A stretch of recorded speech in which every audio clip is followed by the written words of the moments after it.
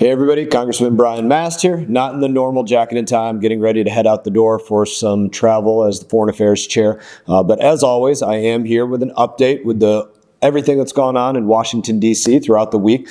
Plenty to get into, from the latest on our fight for clean water to an update on USAID and a bill to undo some of the damage that Joe Biden did in the last 4 years. So let's get started.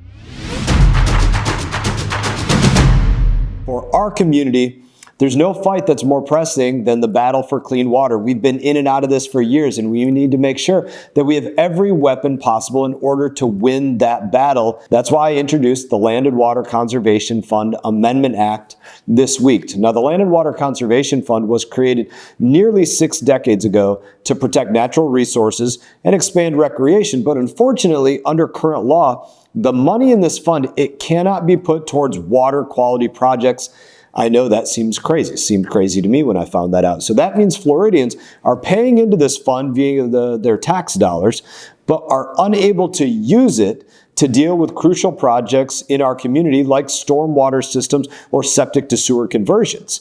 That's not right. Florida taxpayers contribute to this fund, so we should be able to use it to protect our environment and improve our outdoor recreation. And that's what this bill would be all about. That's what it would change. It's not raising taxes to increase the amount of money in the fund. It just says that water quality projects are eligible and would make sure Floridians are able to utilize it for those purposes. Put simply, it gives us another weapon in our arsenal to fight for clean water in and around the Treasure Coast and the Palm Beaches. Now, introducing the bill is step one, and I'm going to keep you all updated as we work together to get it signed into law. Switching gears. This week, I chaired the first Foreign Affairs Committee hearing of the 119th Congress. We have done several roundtables about AI and Americans detained abroad and a few others, but the first official hearing. We did this hearing focused on an issue that has been dominating the news lately, USAID. Now, here's some highlights from the hearing. We are here today very simply because many of the people and many of the programs in USAID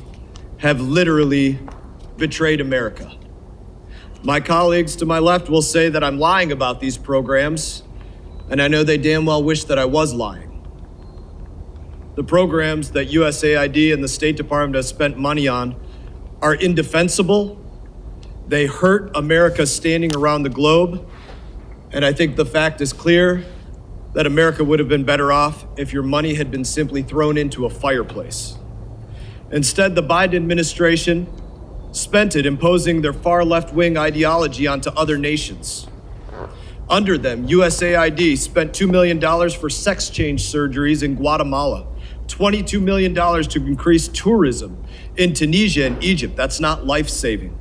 $520 million to pay consultants to teach people in Africa about climate change. That's not medicine.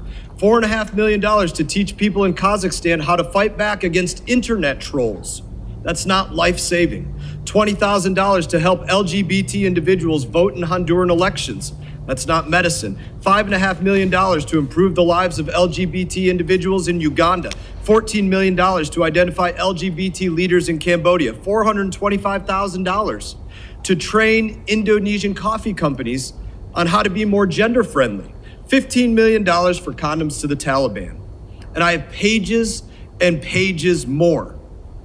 That's not diplomacy. What struck me about this hearing is the fact that not one of my colleagues on the other side of the aisle disputed that $20 million for Iraqi Sesame Street or $500,000 to make Indonesian coffee companies more gender-friendly was wasteful.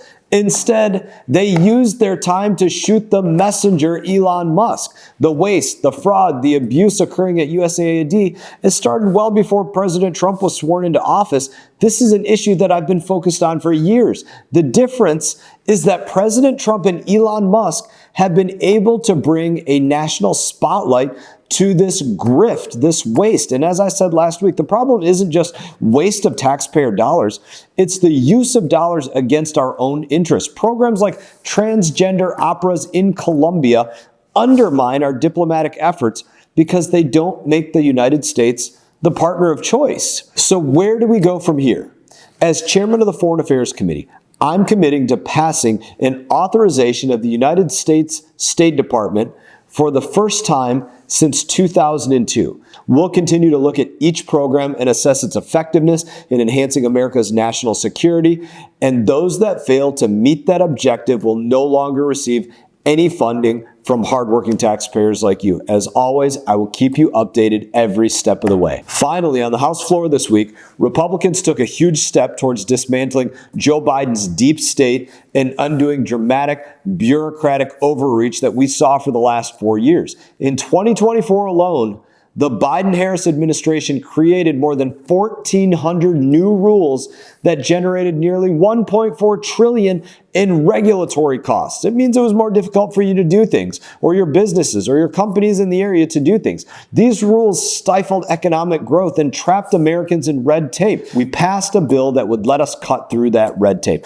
The Midnight Rules Relief Act, it allows Congress to pass one bill overturning multiple regulations at once. Instead of having to pass thousands of individual congressional review acts, this bill, it keeps our promise to the American people to rein in out of control bureaucracy, empower democracy, empower those to whom it belongs, which is you, the American people. On that note, I hope that you all have an incredible weekend. I always look forward to seeing you all around. You all take care. Hey everyone, thank you for watching this video. If you enjoyed the video, please click like and subscribe. I will be back on YouTube with more exclusive content, so stay tuned.